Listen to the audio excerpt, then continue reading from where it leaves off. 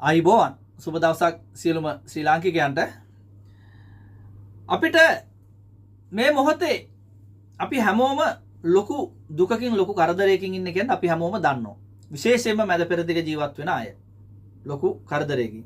ඒ වගේම මැද පෙරදිග ජීවත් වෙන අය වැඩ කරන අය ලොකු බලාපොරොත්තුවකින් හිටියා මේ වත්මන් ආණ්ඩුවත් එක්ක.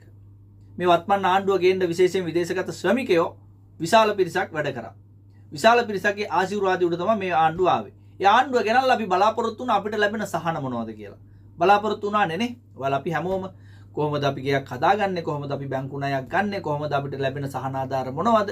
ඇයි මේ රජය එව්වා අයවැයේදී පවා ප්‍රකාශ කරා. ඉවරේ අපි සම්බන්ධයෙන් ඉන්න නියෝජ්‍ය අමාත්‍යවරයා කියලා තියෙනවා දැන් බිලියන 8 ඉක්මවලා තියෙනවා අපේ විදේශ ප්‍රේෂණ. බිලියන 8. ඒක සත්‍ය දත්ත අපි දැක්කා මේ රූපවාහිනී වැඩසටහනකදී එතුමා කියනවා. ඉතින් ඇත්ත කතාව. අයවැයෙන් පොරොන්දු වෙච්ච දේවල් අපිට ලබා දෙන්න පටන් ගන්න කාලය තමයි මේක. ජනවාරි වල ඇවිල්ලා පෙබරවාරි මාර්තු වෙනකොට අපිට දෙන්න ඕන. දැන් එතුමාගේ කටින්ම කියනවා දැන් ඒක පරක්කු වෙලා තියෙන්නේ මෙන්න මේ අර්බුදය නිසා තමයි. මොනවද අපිට ලැබෙන්න තිබුණ දේවල්? බිලියන 8.2ක් කියලා කියන්නේ ලංකාවේ ඊට කලින් එහෙම වෙලාත් නැහැ.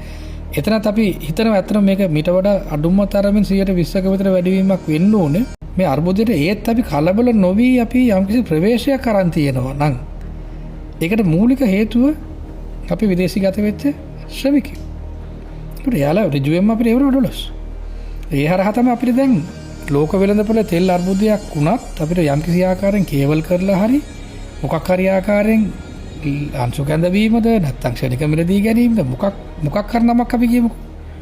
එහෙම අපිට මේ රට යථා විදියට පවත්වාගෙන යන්නට අපිට අවස්ථා ලැබෙන්න එක ප්‍රධාන කාණ්ඩයක් තමයි මේ කාණ්ඩය. ඒ විශ්වාස අපිට තියෙනවා. ඒ වගේම තමයි අපි යාලටත් තව අපි කරන්න බොහෝ දේවල් තියෙනවා. අපි යුද්ධේ මං හිතන්නේ නැහැ මේක ඒකට අපි මං හිතන්නේ මේ තත්ත්වයේ නෝමල් වුණාන් පස්සේ වෙනම ප්‍රෝග්‍රෑම් එකක් කරමු යාලට ප්‍රතිපාදන අපි ලබා දෙන්න ඕනේ මීට වඩා.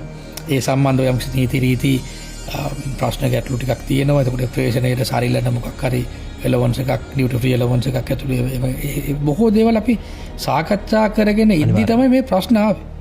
අපි ඇත්තටම ගත්තොත් මගේ ওই Facebook මේ ටයිම්ලයින් එක අරන් බැලුවොත් එහෙම පුතුමාට අදහසක් එයි. අපි මේ සම්බන්ධව දිගටම මොකක් හරි දැන් අපි අඩු පොලියට ණයකුත් අපි දෙන්න නිවාස ණය දෙන්නත් අපි සූදානම් වෙලා ඉද්දී. ඉතින් ඒ වගේ බොහෝ දේවල් කරගෙන ඉඳි තමයි මේ දේ සිද්ධ වුණේ. ඉතින් මෙතනදී අපි ඉතින් ඇත්තටම බැඳලා ඉන්නවා.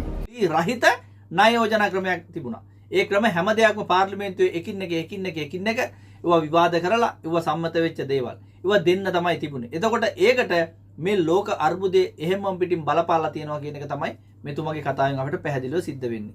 ඇත්තටම ඒක තමයි ඇත්ත. දැන් මොකද මේ මොහොතේ මේ ඉන්ධන අර්බුදයත් එක්ක මේ ලෝකේ වටේම තියෙන අපේ තුන්වන ලෝකයේ රටවල්, දියුණු වෙමින් පවතින රටවල්, තෙල් සංචිත නැති රටවල් ගොඩක් මේ ප්‍රශ්නෙට මුහුණ දීලා තියෙනවා.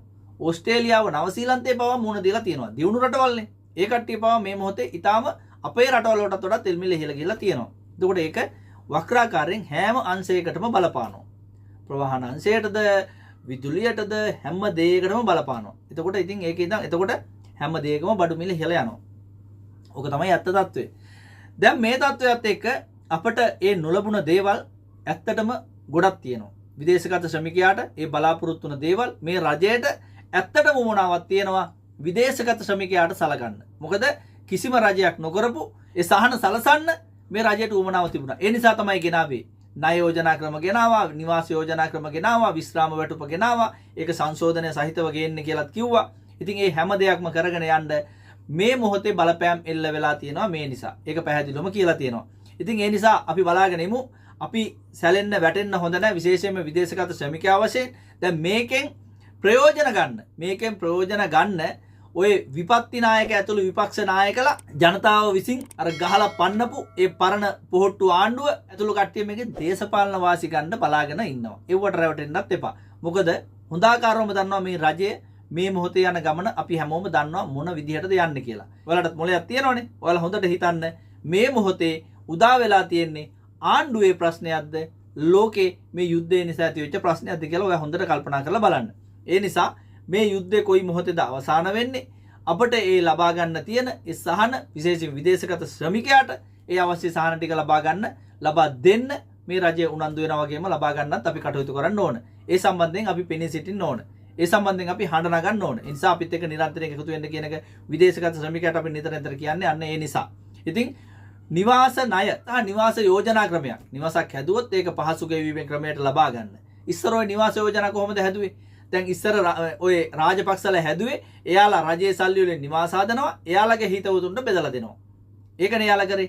එතකොට ටික ටික ගෙවාගෙන යන්න ඒ ලක්ෂර නිවාස එයාලට ලබා දුන්නා. ඒක ඔයාලා දන්නවා PET සම්බන්ධයෙන් වීඩියෝ එකක් කරා. ඒ රජයෙන් ආරම්භ කරනවා කිව්ව විශේෂයෙන්ම පිටරට ඉන්න කට්ටියට නිවාස යෝජනා ක්‍රමයක් ආරම්භ කරනවා. අපිට පුළුවන් ඒ නිවාස මිලදී ගන්න. හරිද?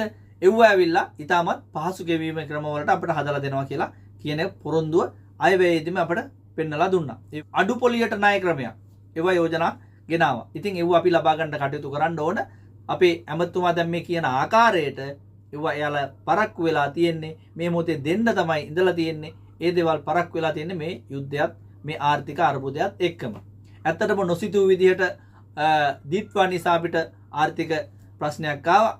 ආර්ථිකයට දැඩි බලපාමක් ආවා. ඒ වගේම දැන් මේ ට්‍රම්ප් සහ ඊශ්‍රායලය සහ ඉරානය නිසා ඒ යුද්ධයක් නිසා වටේ තියෙන රටවල් ටිකත් එක්ක අපි තුන්වෙනි ලෝකයේ රටවල් දියුණු වෙමින් පවතින රටවල් වලටත් ඒ අර්බුදේ ඒ ආකාරයෙන්ම බලපෑවා. ඒක තමයි මේ අවස්ථාවේදී මේ උදා වෙලා තියෙන්නේ. ඔයාලට මතක ඇති මේ යුද්ධ පටන් ගන්නකොටම ලංකාවෙන් දැනුම් දීමක් කෙරුවා. අවශ්‍ය කට්ටියට යන්න පහසුකම් තියෙනවා, එන්න පහසුකම් තියෙනවා, තානාපති කාර්යාල වලට යන්න. එතන ඉඳන් අපි කතා කරලා මේ කට්ටිය ගෙන්න ගන්න කටයුතු කරනවා කියලා. කවුද ගියේ? කවුරු හරි ගියාද එහෙම? ඒ කියන්නේ රජයේ මැදිහත් වෙලා කවුරු හරි ගෙන්න ගත්තද? අපි නම් ඒක දැක්කේ නැහැ. දැන් අපි බලා හිටියා. දැන් සති දෙකක් විතර ඒක කියලා කවුරුත් බලාගෙන හිටියේ නැහැ.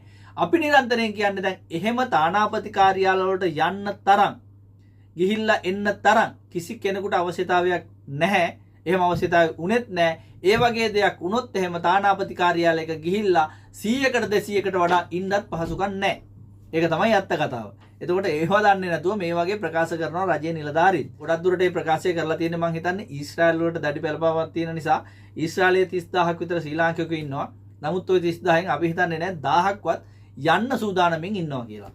යන්න සූදානමින් ඉන්නවා කියලා. කිසියම් කෙනෙකුට ලංකාවට මේ අවශ්‍යතාවයක් තියෙනවා නම් අපේ තානාපති කාර්යාලය හරහා අපේ විදේශ රට අමාත්‍යාංශය දැනුවත් කරලා ඒ පිළිබඳව වැඩිදුරටත් අපි තීරණයක් ගන්නවා. එතන එකතු වෙන සංඛ්‍යාව අනුව ඒගොල්ලෝ ඉවැක්යුවේට් කරගන්න පුළුවන්ද මොන රටින්ද ඒගොල්ලෝ ගන්න පුළුවන්. ගොඩක් වෙලාවට අපිට ෆ්ලයිට්ස් වලට ගන්න පුළුවන් නම් ඊජිප්ට් වලින්, ටර්කි වලින්, ඒ වගේ රටවල් වලින් පුළුවන් රටවල් මොනවද කියලා අපි දැනට ඇසස් කරගෙන යනවා. සහ ඒම අවශ්‍යතාවය කාටද තියෙන්නේ කියලා ශ්‍රී ලංකාවේ විදේශ තානාපති කාර්යාලය මගින් අපි ඒක වටහා ගන්න උත්සාහ කරනවා.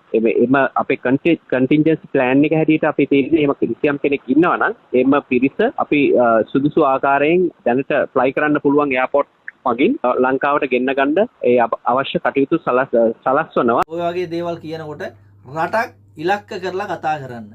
මැද පෙරදිග අනිකුත් රටවල් ওই විදිහට කුලප්පු වෙලා ගියොත් එහෙම තානාපති කාර්යාලයට මොකද්ද වෙන්නේ? මොකද්ද වෙන්නේ? අන්න ඒ නිසා මොකද මේ මොහොතේ වීසා නැති කට්ටිය විතරක් සාමාන්‍ය රටවල් වල ඉන්නවා 20000 ඉන්නවා.